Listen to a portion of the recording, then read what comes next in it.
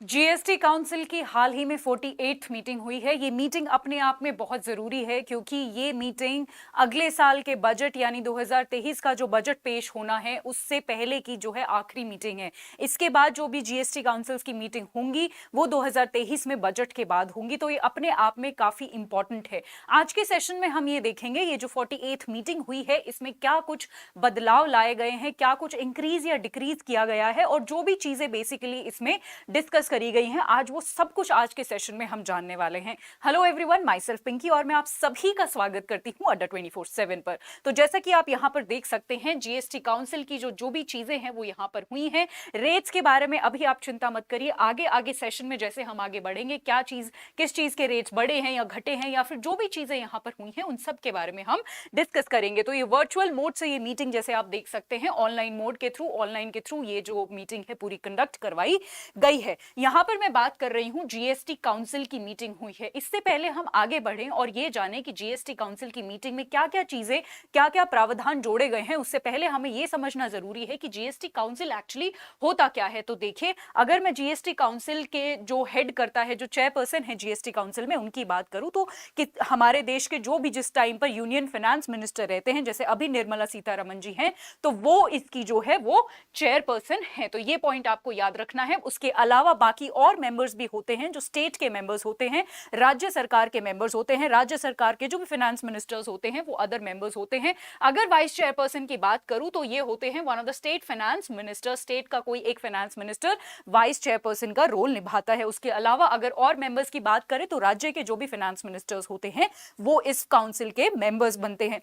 इसमें वोटिंग किस तरीके से होती है और कितने परसेंट वोटिंग कौन और किस तरीके से कौन होल्ड करता है।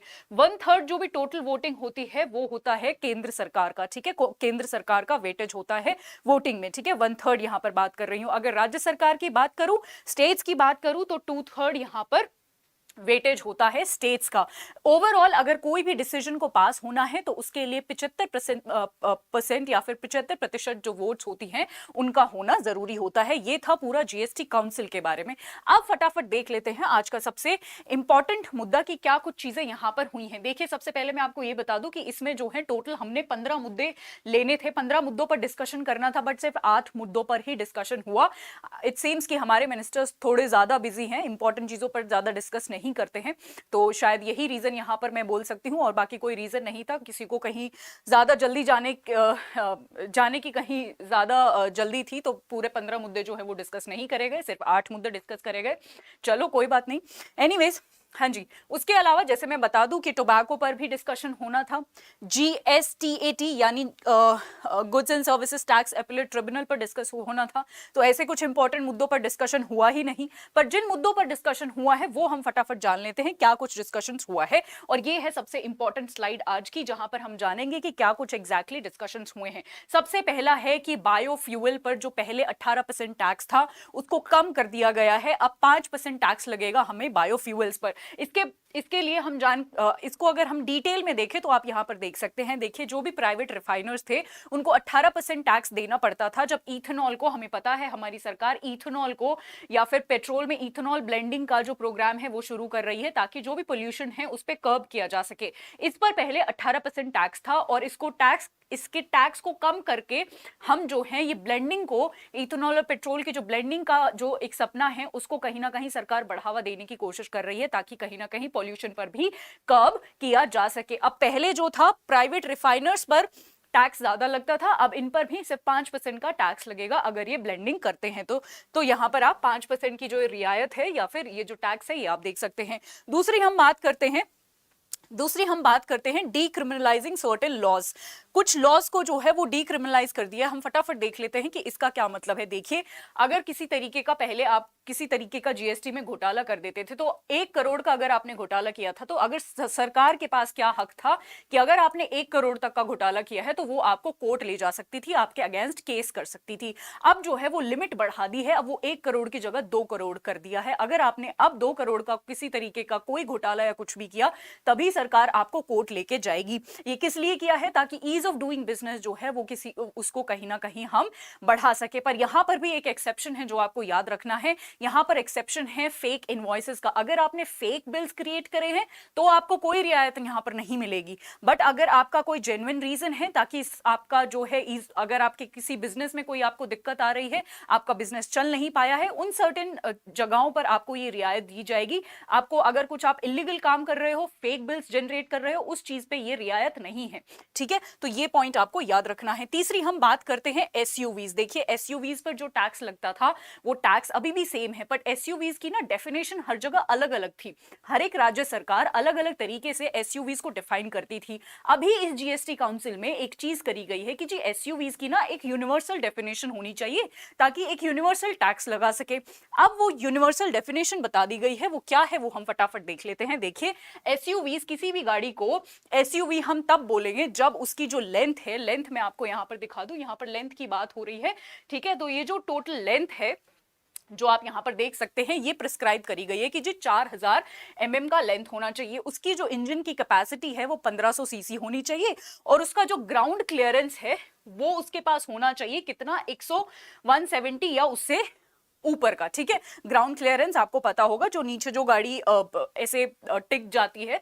ठीक है, अगर ये 170 से ऊपर है तो ही हम उसको एसयूवी कंसिडर करेंगे, वरना हम उसको एसयूवी कंसिडर नहीं करेंगे। अब बात कर लेते हैं टैक्सेशन की कि टैक्स किस तरीके से एसयूवीज पर लगेगा। पहले आपको पता है कोई भी आप गाड़ी लेते हो 28% का टैक्स आप भरते हो। ठीक है, एसयूवीज पे अलग से 22% का सेस लगता है।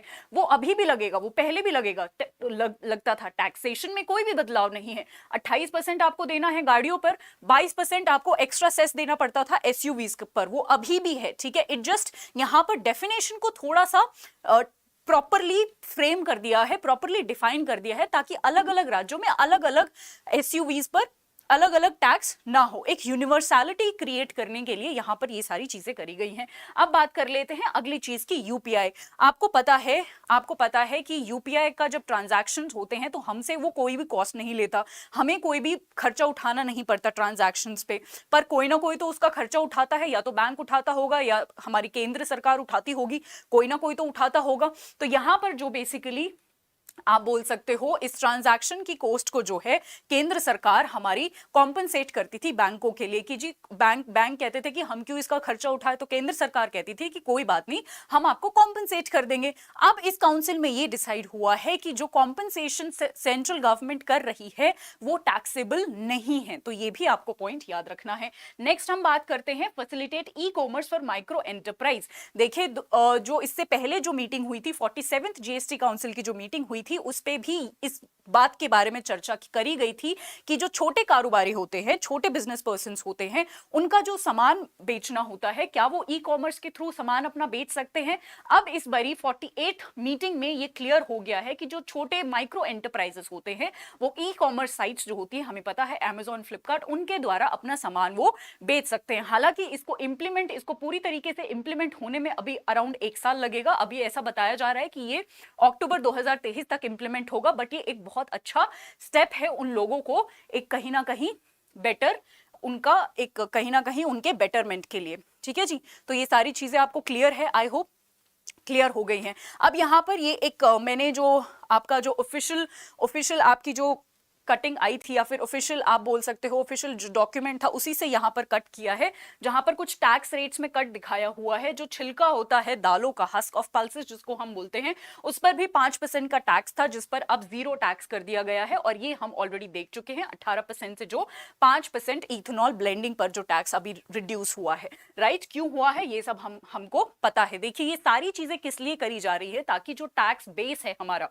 टैक्स बेस, जीएसटी बेस, मतलब ज्यादा से ज्यादा लोग जीएसटी के दायरे में आए, ज्यादा से ज्यादा लोग जीएसटी के अंडर आए। अब देखो 2 तरीके होते हैं, या तो 100 लोग टैक्स भर रहे हैं पर उनसे बहुत ज्यादा टैक्स लेगी सरकार, है ना, तभी सरकार के खर्चे पूरे होंगे, या फिर उन 100 लोगों को हम बढ़ा दें, उन 100 लोगों को ही हम 1000 कर दें, ताकि सबसे जो है सरकार टैक्स कम ले पर टैक्स का पैसा सरकार को कम पड़े ना। क्योंकि अब टैक्स बेस जो हो गया, मतलब जितने लोग अब टैक्स भर रहे हैं, जीएसटी भर रहे हैं, ठीक है, वो दायरा हमने बढ़ा दिया है। ठीक है, तो कहीं ना कहीं ये जो सेकंड चीज है कि दायरा हम बढ़ा रहे हैं ताकि टैक्स भी कम हो सके और जो है सरकार का भी खर्चा पूरा निकल सके। आपको पता है सरकार का खर्चा खर्चा सबसे बड़ा टैक्सेशन से ही सरकार कमाती है। तो कहीं ना कहीं उन सब चीजों को करने के लिए ये जीएसटी काउंसिल मीटिंग बुलाई गई और ये सारे स्टेप्स बेसिकली लिए गए। आज के लिए इतना ही। आई होप ये पूरा एनालिसिस आपको बहुत अच्छा लगा होगा, काफी इंफॉर्मेटिव लगा होगा। जाते जाते आपके लिए दो चीजें हैं। सबसे पहला, अगर आपको किसी भी हाँ जी, जाते जाते ये एक चीज सबसे पहले मैं आपको बताना चाहती हूं कि मैं अड्डा 24/7 जो रेगुलेटरी बॉडीज है उस पर द बिगर पिक्चर रोज सुबह 7 बजे लेती हूं, जहां पर मैं किसी भी कॉम्पिटिटिव एग्जाम के लिए जो करंट अफेयर्स हैं उनको मैं कवर करवाती हूं। तो बेसिकली जितने भी आपको किसी भी एग्जाम के लिए आप प्रिपेयर कर रहे हो, अगर आपको करंट अफेयर्स की प्रिपरेशन करनी है तो आप रोज सुबह मेरे साथ 7 बजे जुड़िए। अड्डा 24/7 रेगुलेटरी बॉडीज चैनल की मैं बात कर रही हूँ। जिनको नहीं पता कोई बात नहीं, मैं इसका जो लिंक है वो डिस्क्रिप्शन में अटैच कर दूंगी ताकि आप उस पर क्लिक करके मेरे साथ रोज सुबह 7 बजे जुड़ सकें द बिगर पिक्चर में। आज के लिए इतना ही। कल मैं फिर से कुछ चीजों के बारे में आऊंगी, कुछ बर्निंग इश्यूज के बारे में आऊंगी। Till then stay tuned. Thank you so much.